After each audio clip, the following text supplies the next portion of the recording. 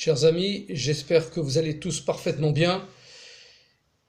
J'espère que tout le monde est en très bonne santé. D'ailleurs, on va dédier ce cours à la réfoua shelema de tous les malades et à l'élévation de l'âme de tous ceux qui nous ont malheureusement quittés et à la paix dans le monde. C'est très important, la paix aussi bien matérielle que spirituelle et à tous les niveaux. On va essayer de comprendre pour ce Lag BaOmer, ce 33e jour du Homer, qui est le jour du Hod chez Behod, c'est-à-dire élévation dans l'élévation, qui est en fait le jour où on peut s'élever le plus possible vers Akadosh Baruch Hu grâce au mérite, à la force extraordinaire de Rabbi Shimon Bar Yochai, donc Rashbi on l'appelle en abrégé, qui est capable d'exempter le monde entier je dis bien, du jugement divin par son intermédiaire, et d'avoir le mérite d'avoir obtenu la Torah à sa source avant qu'elle soit divisée en mots. Qu'est-ce que ça veut dire? C'est-à-dire que l'ouvrage qu'il a écrit, qu'il a reçu par Roi HaKodesh, qui est le Zohar, la Kabbale en français, le Zohar, les écrits ésotériques de la Torah, lui ont été donnés à la source de la Torah, c'est-à-dire avant qu'elle ne soit divisée. On va voir ça bien sûr dans ce cours-là, donc c'est un secret fondamental. Alors, le 33e jour du Homer, on l'appelle Lag BaOmer. C'est donc le jour dans les sphirotes, dans les niveaux séphirotiques et kabbalistiques, qui s'appelle Hod chez Behod, c'est-à-dire He Vav Dalet dans le He Vav Dalet, qui est relatif à la Mida, à la tendance de Aaron à Cohen, Aaron qui était le Cohen Gadol et qui réparait les fautes de tout Israël grâce à lui, grâce à son service. Donc Lag BaOmer est un jour de très très grande réparation, grâce en plus à Rabbi Shimon le Tzaddik, qui est celui qui nous permet, qui intercède pour nous auprès du ciel, comme le faisait Aaron d'ailleurs. Il faisait la paix entre les hommes, entre eux, et entre les hommes et le ciel, on dit. Alors, quelle est la force extraordinaire de Rabbi Shimon? Alors, le Tana, c'est-à-dire c'est un des auteurs de la Gemara, et il écrit aussi bien sûr sur la Mishnah. Il est dit comme ça sur lui, de la part dans le Talmud de Souka 45b, Chizkiya dit au nom de Rabbi Yirmiya, qui rapportait au nom de Rabbi Shimon Bar Yochai, de Rashbi, je pourrais dispenser le monde entier du jugement divin. C'est clair, il peut nous dispenser du jugement divin. On va commencer par citer la source principale, Rashi, le commentateur, qui commente la phrase. Il est dit comme ça. Il explique Rashi dit, au nom de Rabbi Shimon Bar Yochai, par mon mérite, je supporte leurs fautes et je les dispense de jugement. C'est absolument incroyable. C'est lui qui supporte nos fautes, déjà. Incroyable, on ne comprend pas. Et c'est lui qui nous permet de ne pas être jugés. Parce que les jugements indiquent punition. Le jugement. Le Maharsha, il continue, il dit, il supporte leurs fautes grâce aux souffrances et à la douleur qu'il a connues, lui et son fils dans la grotte. Ils sont restés un certain nombre d'années dans la grotte, et ils étaient couverts de pustules, on l'a vu les années précédentes, et de cette grotte-là, ils étaient enterrés dans cette grotte-là jusqu'au cou toute la semaine. Ils se nourrissaient de caroubes, et il y avait une source d'eau, un caroubier a poussé, il y avait une source d'eau à côté de cette grotte-là qui leur permettait de boire. Donc ils ont mangé que du caroube. Pour celui qui a déjà goûté du caroube, c'est très dur à supporter, ça reste entre les dents, c'est bon, on peut aimer ça, c'est sucré, mais ne manger que ça, c'est vraiment pendant des années, je crois que c'était 13 ans, si je ne me trompe pas. C'est très dur, en tout cas. Il est clair que ces paroles servent de source à l'usage d'aller particulièrement à Lag BaOmer sur sa tombe, donc faire sa Iloula. Ce qu'on appelle la Iloula, c'est la commémoration de son départ de ce monde, comme il est indiqué dans la Hidrazuta Kadisha, dans le Zohar. On raconte comment il s'est séparé de ce monde, où il a été entouré, il était avec les Chaverim, c'est-à-dire ses amis, ses élèves en fait, et il les appelait mes amis. Il n'y a pas d'élèves, il n'y a que des amis, il n'y a que des gens qui s'aiment. Et en fait, il dévoilait notamment des très grands secrets et la fin des temps. Et au moment où il a parlé, il y a un feu qui a entouré son corps. Il parlait, on le voyait bouger, on voyait bouger les lèvres. Et après, ça s'est arrêté. Ça s'est arrêté, il est monté au ciel, donc il est ce qu'on appelle Niftar, il a été séparé de ce monde-là. Alors, quand on a besoin déjà d'un salut du ciel céleste, on va à Méron, donc enfin à côté de Tibériade, et on monte sur la tombe de Rabbi Shimon Bar Yochai. Il y a tout le folklore autour, les chants sur Rabbi Shimon, etc. Et il existe bien sûr de nombreuses histoires qui racontent son mérite et ses prodiges, ses miracles, où des milliers de juifs ont mérité d'être sauvés en y allant sur sa tombe, des maladies, etc. Il s'agit donc, lui Rabbi Shimon, il a vu la destruction du deuxième temple et la domination des Romains. Les Romains avaient interdit toute étude de Torah, évidemment. Alors lui, il s'est enfui dans une grotte et c'est là qu'a été dévoilée la Torah du Nistar, la Torah cachée, la Torah de la Kabbalah, le Zohar, etc. C'était Eliyahu Hanavi qui venait lui enseigner, une bat kol, il y avait aussi une voix du ciel qui sortait, qui lui enseignait. Bon. Et Rabbi Shimon, il rappelait sa promesse. Il a rappelé sa promesse, il a dit « Je pourrai dispenser le monde entier du jugement divin ». C'est une confiance, il faut avoir confiance en soi pour dire ça, il faut être accompli.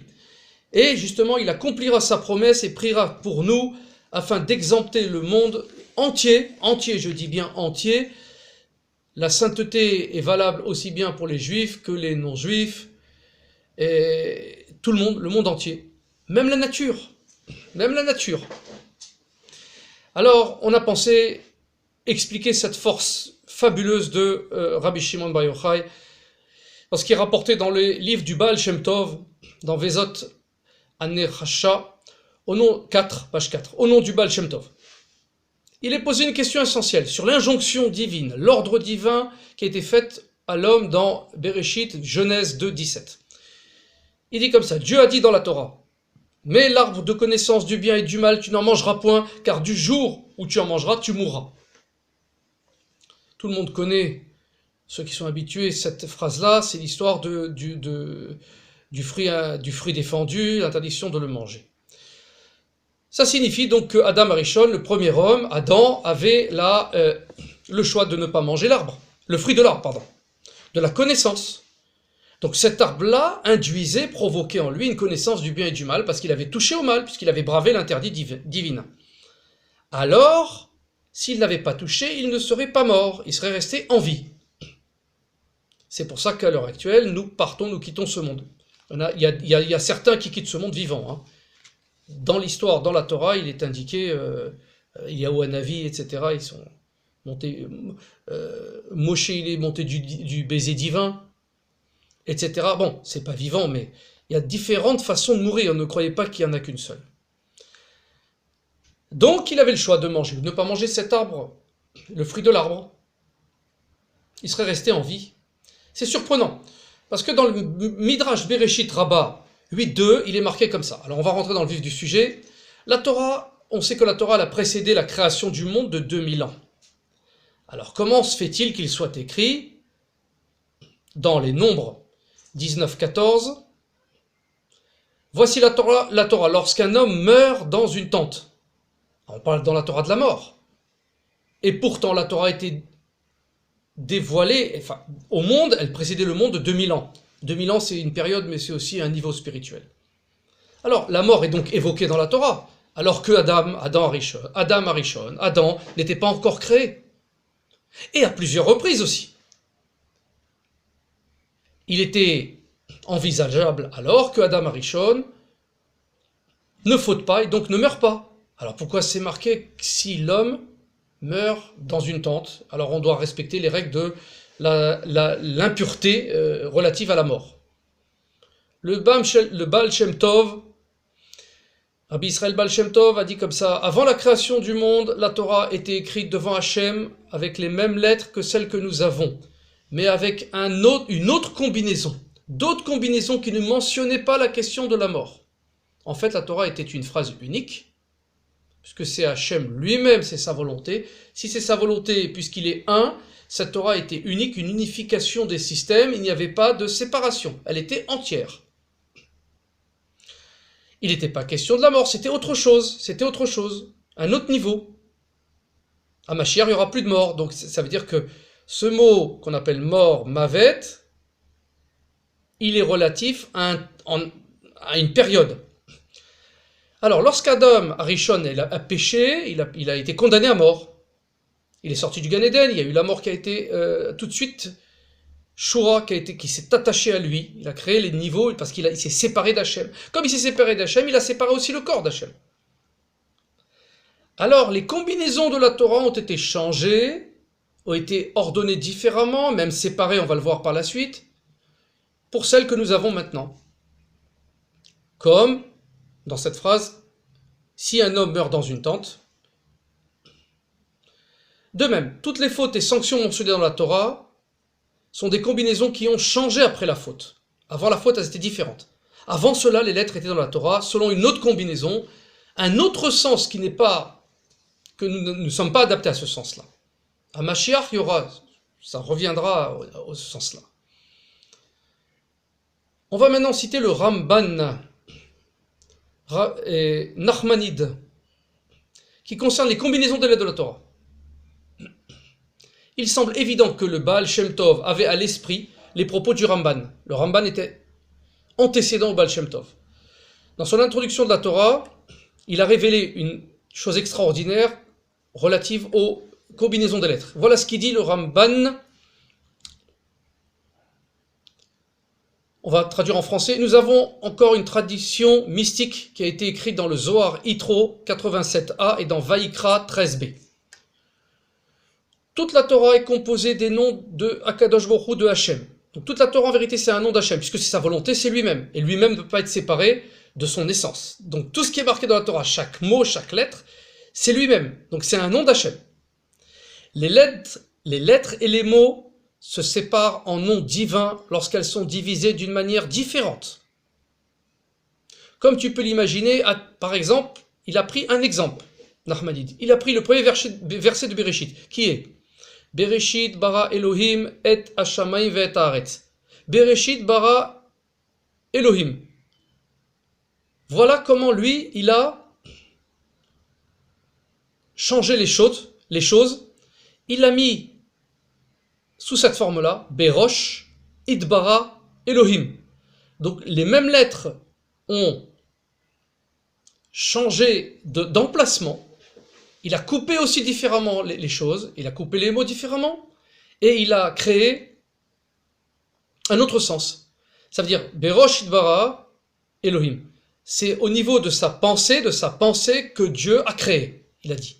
Et c'est pas comme on lit en français, Bereshit, à partir d'un début, d'un point, il y a un début, Bereshit, Bara a créé, Elohim c'est les règles fixées, le din, les règles fixées de la nature, c'est aussi la gematria de Hateva, la nature, les règles naturelles.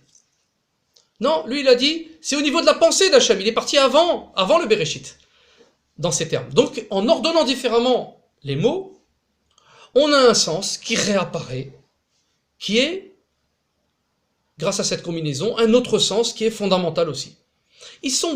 Et il rajoute Nachmanide, il semble que la Torah qui a été écrite avec des lettres de feu noir sur fond de feu blanc, c'est-à-dire que le feu noir c'est les lettres, c'est une énergie en vérité, une volonté divine qui est une énergie qui contient tout, on sait que le noir contient toutes les couleurs, qui était écrit sur une feuille énergétique de feu blanc.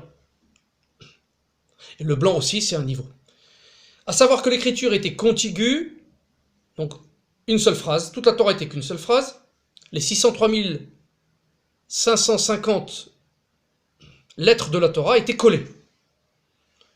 Ce qui permettait de la lire par le biais des noms divins, aussi bien par le biais de notre lecture normale, qui rend explicite cette Torah, et les commandements. Donc elle a été donnée à Moshe Rabbeinu en utilisant la rupture des mots. Par contre, Moïse, lui, il a reçu cette Torah, quand il l'a écrite, on va voir après, en coupant, donc en créant des mots séparés. des mots qui expriment le commandement, les ordres de faire, de ne pas faire, etc. Et oralement, lui a été transmise la version qui consiste en les noms divins. La Torah orale, les noms divins lui ont été donnés oralement. Ainsi, Moshe, il a eu le droit, on lui a donné l'intelligence de couper, c'est Hachem qui a dirigé sa main évidemment, ce qu'on peut dire, dans la deuxième Torah, la deuxième table de la loi qui a été écrite par les mains de Moshe. La première a été écrite de la main de Dieu. Elle est différente. Le niveau est différent. On n'avait pas fauté, il n'y avait pas eu la faute du veau d'or, il n'y avait pas eu la mort encore. C'est encore la faute d'Adam d'Arishon qui recommence. Je continue à lire. Il faut noter que Ramban affirme que la Torah était écrite devant Hachem avec des lettres de feu noir sur fond de feu blanc. Donc un parchemin blanc écrit en noir. Des lettres en noir. Sans rupture de mots, surtout. Hachem a transmis à Moshe la Torah telle que nous la lisons de nos jours. Il est enseigné dans le Talmud Yerushalmi Shkalim 1.1. Rabbi Pinchas, au nom de Rabbi Shimon ben Lakish, dit « La Torah que Dieu a donnée à Moshe était faite de feu blanc, gravé de feu noir, qui étaient les lettres, entre parenthèses. C'était du feu mêlé à un autre feu, taillé dans le feu, transmise avec le feu, comme il est dit. De sa droite, il aura donné une loi de feu. » Meimino hesh dat lamo. Beyimino, de sa droite. La droite de Dieu, c'est du chesed, c'est une bonté. Hesh dat, il a donné une loi, une compréhension de lui, l'amo, à eux. C'est pourquoi il semble que nous pouvons bien sûr expliquer ces paroles du Ramban en les comparant à l'enseignement du Yerushalmi. Oui, Hachem a donné au départ la Torah à Moshe, écrite en feu noir sur un fond blanc, telle qu'elle était écrite devant lui. C'était qu'une seule phrase. Entièrement donc composée de ses noms à lui, puisqu'il se livre, Dieu se livre dans la Torah. Quand on lit la Torah, on comprend ce que c'est que Dieu. Par sa grande sainteté, Moshe a atteint la perception des noms comme ils ont été ordonnancés, c'est-à-dire écrits, séparés dans la Torah que nous avons maintenant. Toutefois, par la suite, Hachem a transmis à Moshe comment écrire la Torah pour Israël avec des lettres noires sur un parchemin blanc, tel qu'on l'a maintenant, avec les ruptures de mots, telles que nous la connaissons, pour qu'on sache comment accomplir les commandements de la Torah. Et aussi parce que nous ne sommes pas tous capable de percevoir les saints noms. Personne n'a le même niveau. Au moins la Torah elle a un pshat, ce qu'on appelle un pshat, c'est-à-dire une compréhension basique des actes à faire. Ne mange pas le porc, ne faute pas avec la femme de ton prochain, etc., etc. Toutes les lois. Si elles avaient été écrites d'une seule phrase, qu'est-ce qu'on aurait compris? On aurait fait un sens, un contresens. Pour preuve vraiment explicite, on va rapporter la déclaration de Resh Lakish dans le Midrash Devarim Rabbah 3.12 qui commente un verset de l'Exode 34.29. Moshe ne savait pas que la peau de son visage était devenue rayonnante. Son visage était dégagé une lumière aveuglante. La preuve, c'est qu'ils lui ont mis un masque après parce qu'ils ne supportaient pas le voir. Les Bnei Israël, je parle. C'est une lumière aveuglante qui se dégageait de sa face lorsque Hachem lui a parlé. Donc il a été irradié par des niveaux spirituels qui ont provoqué une luminescence de son visage. Resh Lakish a déclaré: au moment où il a écrit la Torah sous la dictée d'Hachem, Moshe a acquis la splendeur tiferet de son visage. Qu'est-ce que ça veut dire? Comment? Resh Lakish dit: la Torah a été donnée à Moshe sur un cuir, donc sur une feuille de feu blanc, écrite avec du feu noir, scellée dans le feu et enveloppée de feu. Et cependant, quand Moshe écrivait, il a essuyé son stylet, sa plume, sur ses cheveux. On va voir ce que c'est les cheveux par la suite. Et de là, il a acquis la splendeur de son visage. En vérité, grâce aux cheveux, ce qu'on appelle les cheveux spirituels, c'est des niveaux spirituels, il a acquis cette Torah. On va voir ce que c'est. Il est donc clair qu'après que la Torah ait été donnée à Moshe dans un feu noir écrit sur un parchemin de feu blanc, ou un feu blanc, Moshe a pris le stylo, le stylet, a écrit la Torah pour Israël, pour nous la donner, pour la rendre matérielle, perceptible à nos sens.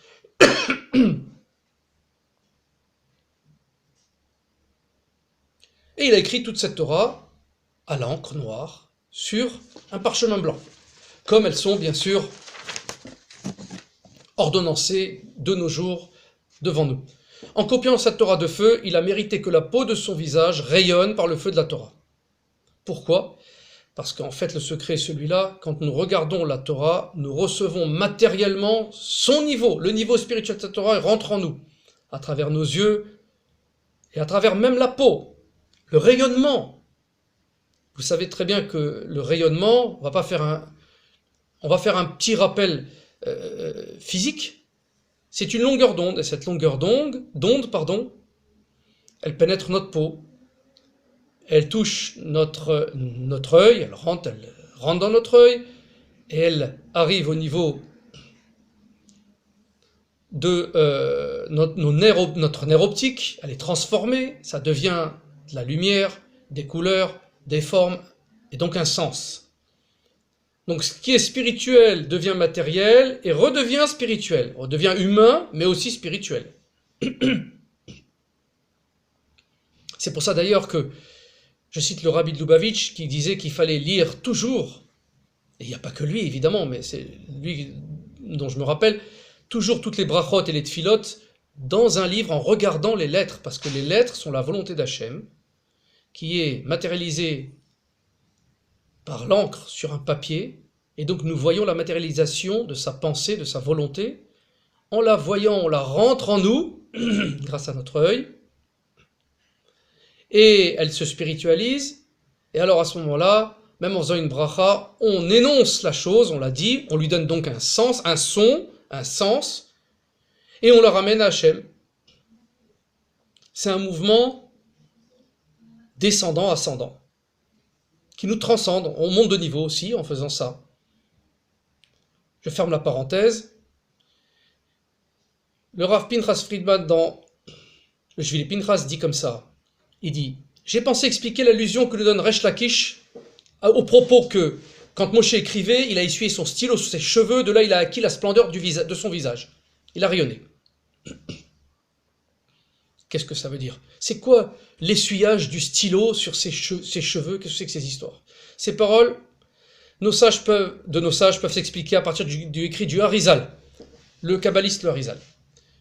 Les cheveux sont creux, sont comme des petits tubes qui contractent la lumière sortant du cerveau à travers les cheveux. Nous aussi, nous rayonnons. Par exemple, on peut dire que quand on se concentre, fatigue, on dégage de l'humidité, déjà. Premièrement, de l'eau. C'est ce que dit Rabbi Nachman de Breslev dans l'Écoutez Moran.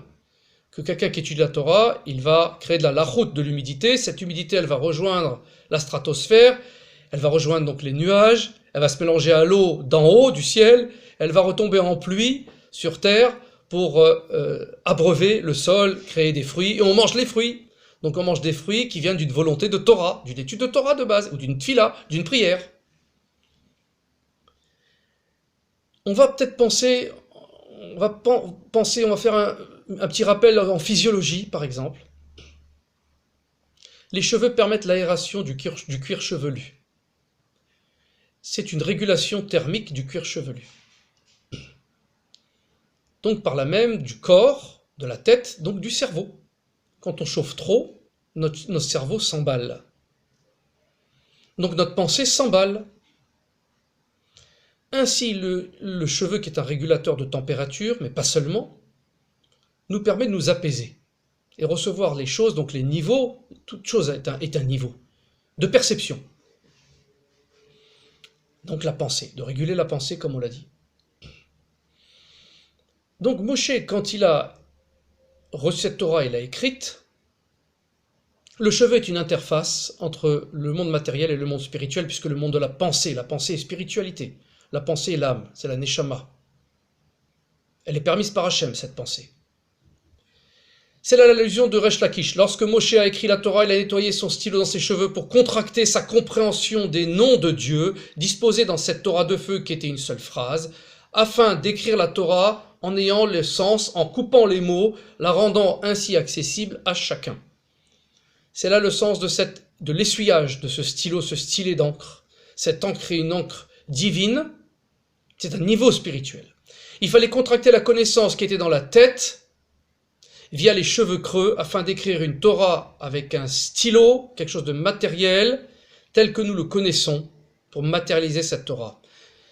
Ainsi, avec cette contraction, il s'est lié avec la grande lumière de la Torah, on va dire d'en haut, incompréhensible pour nous à l'heure actuelle, telle qu'elle lui avait été donnée, et de là son visage rayonnait. Il a reçu une irradiation spirituelle, si on peut se permettre. Mais la vision de la Torah, du parchemin de la Torah, est une irradiation spirituelle. Il faut bien le savoir. On regarde la Torah, il faut la voir. Haut niveau. Hachem dit, une nouvelle Torah émane de moi. On va voir ce que ça veut dire. Il y a un enseignement très connu du Midrash, qui est Bereshit Rabbah 1.1. Je lis. Je traduis. Hachem regardait la Torah et créait le monde. Puisqu'elle elle a apparu 2000 ans avant la création du monde. Le Zohar HaKadosh, la Kabbale, explique dans Parashat Trouma 16a, il dit comme ça. Quand Hachem a créé le monde, il a regardé la Torah et a créé le monde. Selon ça, tout ce qui est dans le monde n'existe qu'en vertu des lettres de Torah. Par exemple, s'il y a un lion, la forme d'un lion, les caractéristiques matérielles et psychologiques, spirituelles du lion, l'âme du lion, c'est parce qu'il y a le mot Aryeh dans la Torah. S'il y a une table, Shulchan en hébreu, c'est que dans la Torah, il est marqué Shulchan, une table. Les lettres sont la volonté d'Hachem et créer matérialise cette chose-là à notre niveau humain. Donc, c'est en vertu des lettres de la Torah que le monde a été créé. Donc, tout ce qui existe, c'est une lettre de Torah à la base, parce que c'est la volonté de Dieu. Ainsi, on peut comprendre maintenant le concept de la mort dans ce monde, qui est relative à l'écriture, qu'il est marqué, car du jour où tu mangeras donc du fruit des vendus, tu mourras. De même, écoutez bien, c'est important, toutes les maladies, tous les bienfaits qui existent dans ce monde sont dus au fait que tout est mentionné dans la Torah, dans les lettres de la Torah, car elles ont été créées comme ça à la base, dans les remontrances et les punitions. Je répète, les maladies, les épidémies qui existent dans le monde sont dues au fait qu'elles sont mentionnées dans la Torah, dans les remontrances et les punitions, dans les parachas de remontrances et punitions. On comprend les épidémies, les maladies, les cancers les plus fréquents, les maladies mortelles les plus fréquentes sont maintenant le cancer de nos jours, avec tout ce qui est autour, à cause de tout ce qui nous entoure très souvent, et du stress aussi. On comprend alors mieux la réponse du Baal Shem Tov avant la création du monde. Il n'était pas écrit dans la Torah lorsqu'un homme meurt dans une tente, tel que nous lisons aujourd'hui, mais les lettres étaient autrement combinées. Alors il n'y avait pas de mort matérielle, il y avait autre chose. Nous trouvons là les mots du Ramban, de Nachmanides, à savoir que tant que la Torah était devant Akadosh Baruch Hu, en feu noir sur feu blanc, en combinaison de lettres, sans rupture de mots, aucune mention n'était faite de la mort, il n'y avait pas de mort, ou d'autres maladies, car toutes les combinaisons étaient en fait que le nom de Dieu, puisqu'il se livre à nous à travers la Torah. Par conséquent, si Adam Arishon n'avait pas fauté, il aurait vécu à tout jamais. Nous aurions mérité de recevoir la Torah dans les combinaisons dans lesquelles la mort et les maladies ne sont jamais mentionnées. Entre parenthèses, c'est ce qui reviendra à Mashiach. On va le voir après. Après avoir péché et mangé de l'arbre de la connaissance, du fruit défendu, le décret de mort a été prononcé, Hachem a arrangé la rupture des mots, il les a disposés devant nous tels que nous les connaissons, dans laquelle la mort et les autres sanctions sont mentionnées comme expiation du péché et les maladies, etc. et j'en passe. À partir de là, on peut comprendre la promesse de Dieu concernant la rédemption, donc le Mashiach, le temps messianique à venir, qui est marqué dans Yesharia 51.4. On va traduire, il est marqué « Ki Torah mehiti tetse » car la Torah émane de moi. Le Midrash explique dans Vaikra Rabbah 13.3, Dieu dit « Une nouvelle Torah émane de moi, le renouvellement de la Torah émane de moi. » le renouvellement de la Torah. Comment elle se renouvelle? C'est la même, elle est unique, elle est une. Comment elle se renouvelle? On va voir. Or, lors des 13 principes de foi, justement, il est marqué, cette Torah ne sera pas changée. Il n'y aura pas d'autre Torah donnée par Dieu. Loué soit son nom. Comment alors on peut dire que, et c'est Dieu qui parle, une nouvelle Torah émanera de moi, émane de moi? Selon les paroles du Ramban et du Baal Shem Tov, on peut répondre à cette question à partir d'un passage du Talmud de Souka 52a.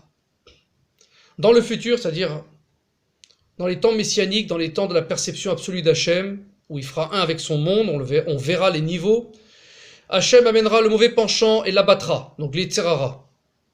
En d'autres termes, la mort sera donc abolie, ainsi que le Talmud l'enseigne dans Baba Batra 16a. Qui est l'Yetzerara? Qui est le mauvais penchant? C'est l'Yetzerara, c'est le tentateur, qui vient après nous accuser. Et c'est aussi, puisque c'est l'accusateur, Dieu lui dit, alors puisque tu as accusé, c'est toi qui dois appliquer la sentence, c'est toi donc qui va tuer la personne, c'est dans la mort. L'ange de la mort, c'est donc le Satan, c'est le Satan, le Samermem, Samakel. Et on l'a vu dans plusieurs cours, à Mashiach, le mot Samakel va être coupé. Donc en annihilant le mauvais penchant, on annihile en même temps l'ange de la mort. S'il n'y a plus de mauvais penchant, il n'y a plus de faute envers Hachem, il n'y aura plus de mort. C'est la raison pour laquelle Hachem déclare « Une nouvelle Torah émane de moi ». À l'avenir, lorsque la mort sera abolie du monde, Hachem nous ramènera la Torah telle qu'elle a été donnée à Moshe Rabbeinu. Je répète, un feu noir sur un feu blanc, avec une combinaison des noms de Dieu, ce n'est que des noms de Dieu sans rupture de mots, sans mots, une seule phrase. Par cela ne seront plus du tout donc mentionnés dans la Torah la mort et les autres punitions, mais au contraire, de la combinaison de ces saints noms proviendra une grande abondance, beaucoup de biens, toutes les bénédictions et toutes les délivrances à ce moment-là. Revenons à la lecture de la Torah. Une idée fascinante qu'on a avec la Sainte Torah qu'on a reçue et que nous avons maintenant, selon la rupture des mots telle qu'elle est, on peut encore être influencé par l'illumination intense des combinaisons des noms de Dieu, tels qu'ils apparaissent à l'origine devant Dieu. Feu noir, gravé sur blanc, une seule phrase. Ceci est accompli en lisant le Sefer Torah qui ne contient pas de voyelles, ni de signes de cantillation, donc de musique. Il n'y a, quand on lit le Sefer Torah devant nous, il n'y a pas de voyelles. On voit le feu noir sur feu blanc, qui est le parchemin. Tout est un feu, parce que toute chose matérielle contient une énergie propre. Qui est l'énergie, c'est le feu. On apprend de ce fait extraordinaire de ce qui est écrit dans le Shut, dans les réponses du Radbaz 68.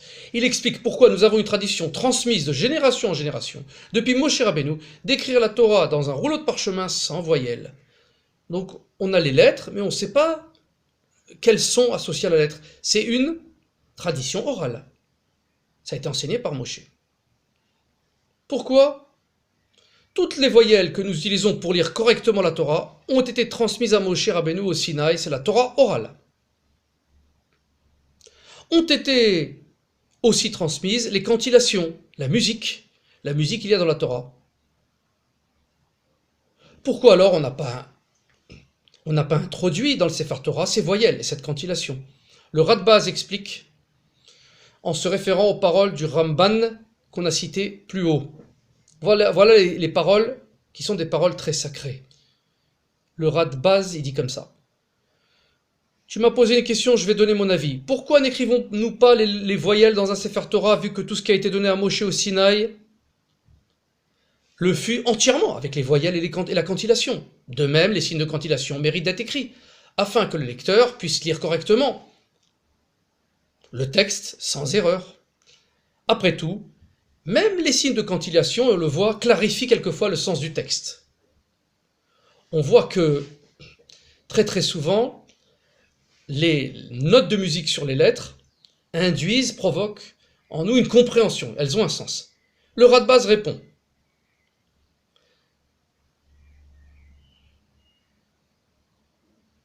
Réponse. Ta question est liée à la question qu'ont posée les anges à Hachem. Dans Shabbat 88b. Les anges ont posé une question à Hachem. Lorsque Moshe est monté recevoir la Torah, les anges du service, ils ont dit à Hachem, Maître du monde, qu'est-ce que fait là une créature née d'une femme, c'est-à-dire une créature de chair et de sang? Qu'est-ce qu'il a à faire parmi nous? Il n'est pas au même niveau. Dieu leur a dit, il est venu pour recevoir la Torah. Alors les anges ont dit, donne-la nous. Pourquoi? Parce qu'il est marqué dans le psaume 8.2, tu as répandu ta majesté sur les cieux. Psaume 8.2, donc tu es en haut, ta majesté est sur les cieux. Moshe leur a répondu, mais qu'est-ce qui est écrit dans la Torah? Moshe qui répond, tu ne tueras pas, tu commettras pas d'actes incestueux, etc. Est-ce que chez vous il y a le meurtre, les anges? Est-ce qu'il y a de l'adultère? En quoi avez-vous besoin de la Torah? Ils ont concédé. Et on dit, Dieu, notre Seigneur, que ton nom est glorieux par toute la terre. Donc en bas, Kilo Bashamaim Hi, parce qu'elle n'est pas dans les cieux. La Torah n'est pas dans les cieux, elle est en bas. Elle a été donnée à l'homme, pour l'homme. Sinon elle serait restée au niveau du Dieu, un niveau spirituel pur. Mais les anges n'étaient pas au courant de cette question, de cette question et cette réponse d'ailleurs. Alors il faut savoir que les anges lisent la Torah différemment, spirituellement, sans rupture de mots. Donc c'est en une seule phrase, ils ne voient que le nom de Dieu dans la Torah. Ils ne connaissent pas la coupure de la Torah telle que nous l'avons.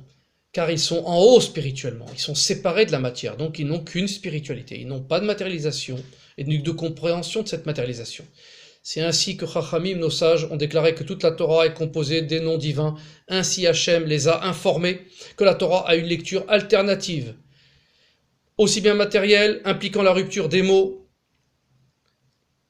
en mots liés à ce que touche à l'homme, l'impureté, la pureté, l'interdit, le permis, l'innocent, coupable, et tout le reste des lois. Et les anges ne savaient pas ça. Ils ne pouvaient pas savoir parce qu'ils ne voient qu'une seule phrase et qu'ils ne voient qu'un niveau spirituel et pas matériel. Une fois que tu as compris ça, tu vas pouvoir répondre à ta question. Dieu a ordonné qu'ils écrivent la Torah sans voyelle ni signe de cantillation, telle qu'elle existait dans sa forme originelle chez lui. Ainsi, on peut avoir deux lectures possibles, une spirituelle et une matérielle. De sorte que quelqu'un qui est capable, attention, il faut être capable de percevoir, percevra. En conséquence, il est marqué dans Masechet Brachot, dans le Talmud Brachot 55a, Betzalel a su combiner les lettres avec lesquelles les cieux et la terre ont été créés. Lui, il avait la connaissance. Il a transmis la connaissance des voyelles et des signes de cantillation, comme le reste de la Torah orale, qui sont les explications de la Torah. Betzalel, il a écrit la Torah, il avait la connaissance, il a transmis, la connaissance des voyelles et de la musique, puisque Betzalel est le fondateur, on va dire, de la musique juive. Il a fait descendre les plus hauts niveaux spirituels de cette musique. Alors maintenant, qu'est-ce qui se passe quand on regarde un Sefer Torah? On regarde un Sefer Torah. Je nous invite tous à regarder le Sefer Torah toujours lorsqu'il est ouvert et quand on le présente. On dit que cette mitzvah de montrer ce qu'on appelle la Agba'a, de montrer le Sefer Torah au Kahal, au groupe, au quorum de la synagogue, est le plus haut niveau des mitzvot. On comprend ainsi le grand chidouche du Radbaz. Même si notre Sefer Torah est écrit avec des lettres qui sont organisées en mots, donc coupées, néanmoins la tradition orale de génération en génération est d'omettre les voyelles. On n'écrit pas les voyelles, les signes de cantillation. Celui qui lit la Torah doit savoir la lire avec les voyelles, les signes de cantillation appropriés. C'est la Torah orale qui est enseignée depuis Moshe de père en fils. Cette omission donc des voyelles, des signes de cantillation, suggère bien qu'il est possible comme un flux continu des noms de Dieu, sans rupture de mots, tels qu'ils apparaissaient dans le feu noir sur fond de feu blanc devant Hachem, avant d'être délivrés. L'intensité de ces noms sacrés génère une lumière brillante. Ça explique ce que dit Rabbi Chaim Vital, l'élève du saint Arizal, dans Sha'ar Kavanot, Kriyat Sefer Torah 1, lecture de Sefer Torah, il dit au nom de son maître le Arizal. Au nom du Arizal, il dit comme ça. Il est extrêmement utile et propice, et très important, je le répète, de regarder les lettres du Sefer Torah. Cela attirera une lumière brillante sur celui qui regarde. Et je rajoute entre parenthèses, de la même façon, de regarder le livre lorsque l'on lit. Et il dit comme ça. Rabbi Chaim Vital, il dit comme ça.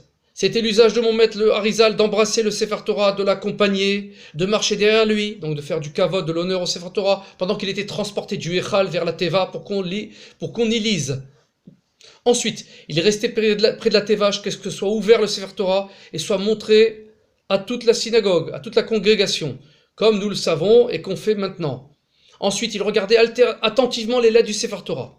Il avait l'habitude de dire que la personne qui regarde de près, au point de lire facilement les lettres, attirera sur lui une lumière intense. De la même façon, lorsqu'on lit dans le livre la prière, il faut regarder avec les yeux. Cette pratique peut être expliquée et comprise sur la base de ce qu'on a appris du Radbaz. Attendu que les lettres de la Torah ont été écrites sans voyelle ni signe de cantillation, afin de relier ce Sefer Torah à sa source, c'est-à-dire le Sefer Torah originel qui a été donné à Moshe, lettres noires écrites en feu, bien sûr, sur fond de feu blanc, qui est le parchemin spirituel. La Torah a été composée donc entièrement d'une seule phrase qui est un nom divin. Ce sont les combinaisons du nom d'Hachem.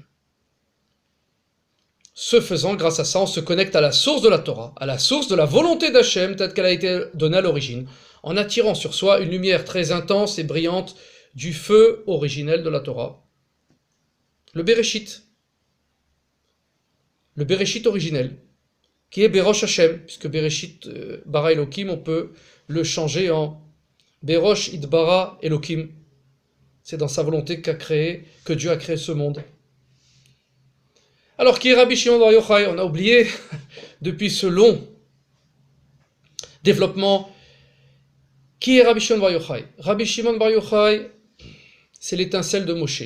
C'est le Gilgul, la réincarnation de Moshe, qui nous permet de percevoir la Torah cachée, originelle donc, comme lettre de feu noir gravée sur un parchemin de feu blanc. Alors on peut expliquer la source de l'incroyable puissance de Rabbi Shimon Bar Yochai. Lui, il a prétendu, il a déclaré être en mesure d'absoudre, donc de réparer, de pardonner le monde entier du jugement divin. Nos livres saints nous enseignent que le Tana, Rabbi Shimon Bar Yochai était l'étincelle de Moshe, était la Neshama de Moshe qui est revenue plusieurs fois sur terre pour dévoiler des niveaux. D'ailleurs, la Gemara dit Moshe Ka'amarta, tu as parlé comme Moshe, c'est-à-dire que quoi? Nous recevons au cours de notre vie des dévoilements qui viennent tous ces dévoilements viennent de Moshe, de Moïse. La source de cette notion est dans le Likutei Shas du Harizal, encore le Harizal, le kabbaliste dans Masechet Shabbat. Il dit, le Harizal dit, sache que Rabbi Shimon Bar Yochai est l'étincelle de Moshe, et de même que Moshe s'est enfui à cause de l'épée de Pharaon, de Paro, il a atteint la perfection dans le désert. De même, Rabbi Shimon Bar Yochai s'est enfui face à César, qui était le Moshe de cette génération-là, et a atteint la perfection dans la grotte, dans le désert, à Lod. À Lod, la grotte de Rabbi Shimon Bar Yochai, il a reçu dévoilé le Zohar. Comme on a appris, Moshe a eu le privilège de recevoir cette Torah comme un feu, une écriture de feu noir sur un feu blanc. Ça lui a permis de percevoir la combinaison des noms divins tels qu'ils apparaissent dans le Sefer Torah originel, source de la Torah telle que nous l'avons. Néanmoins, il n'a pas été autorisé de révéler les secrets cachés de la Torah à Israël, Moshe à la base. Il lui a été interdit de dévoiler les secrets. D'ailleurs, ils lui ont été cachés. L'intériorité de la Torah lui a été cachée, on le sait. De la même façon, Rabbi Shimon Bar Yochai, qui est l'étincelle de Moshe, il a eu le privilège, lui, de percevoir les combinaisons des lettres de la Torah appropriées, telles qu'elles ont été arrangées par Hachem en feu noir sur feu blanc, sans rupture de mots. Donc il a eu la Torah originelle qui était un seul nom de Dieu, non séparé. C'est ça, la source, il a reçu la source de la Torah mystique. Le Zohar, donc le Zohar saint, la Kabbale. Il a été autorisé en haut de la révéler à Israël dans les temps précédant l'arrivée du Mashiach. Donc à l'arrivée du Mashiach, les sources du Zohar de la Kabbale vont être dévoilées. C'est ce que dit le Rabbi Israël Baal Shem Tov, le Baal Shem Tov et le Harizal. On peut maintenant se réjouir grandement, on peut comprendre la déclaration de Rabbi Shimon, qui dit « Je peux dispenser le monde entier du jugement divin. » parce que du fait qu'il ait révélé la Torah mystique au monde, parce qu'il a le mérite d'être une étincelle de Moshe Rabbeinu. Moshe a reçu la Torah comme un feu noir, les lettres noires gravées sur un feu blanc sans rupture de mots, et il a reçu ce niveau. Dans cette lumière brillante, toute la Torah se révèle, elle n'est en vérité que des noms de Dieu. Dans cette Torah, la mort, les châtiments, les maladies ne sont plus du tout mentionnés.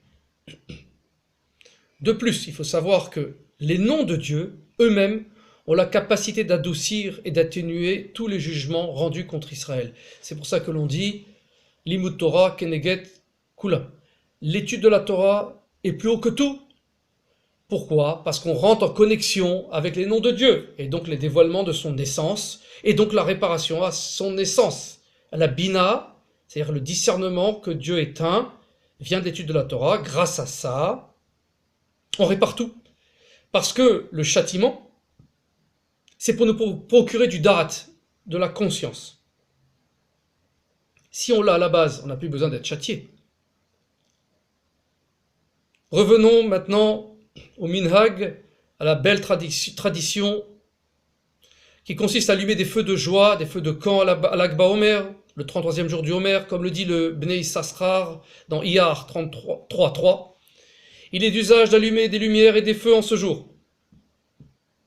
Des médoires, des torches, des feux, des bougies. On peut comprendre cet usage, bien sûr, suite à ce développement. Vu que les révélations mystiques et le pouvoir de Rabbi Shimon découlaient de sa perception des combinaisons des noms divins, comme ils étaient présents dans la Torah originelle, qui est la source ardente de la Torah, un feu noir sur un feu blanc, on va allumer des feux, de nombreux feux de joie, parce que tout est feu, on retrouve le feu originel, pour célébrer et alluder ainsi cette source ardente, pour nous relier à la source ardente. On fait ainsi un acte symbolique, il est vrai, mais c'est aussi une tfila, l'acte est une prière, on demande à Dieu de nous éclairer, pour la future rédemption, et pour avoir le Mashiach, pour avoir la perception de Bayom Haoui Hashem Echad Ushmo Echad, ce jour-là, Dieu sera un avec son monde, avec son nom, et donc son monde, puisque tout est un nom de Dieu. Et on percevra, on comprendra les niveaux de la divinité, comment elles étaient spirituellement, énergétiquement cachées dans la matière, et dans l'esprit aussi. Ainsi on va alors mériter, si Dieu veut, la réalisation de la promesse divine. Une nouvelle Torah émane de moi, qui est la Torah, qui est la source de la Torah en vérité, qui va réapparaître, un feu de lettres noires gravé sur un feu blanc. Bezrat Hashem, rapidement de 2 jours. Amen, Kenny Ratzon.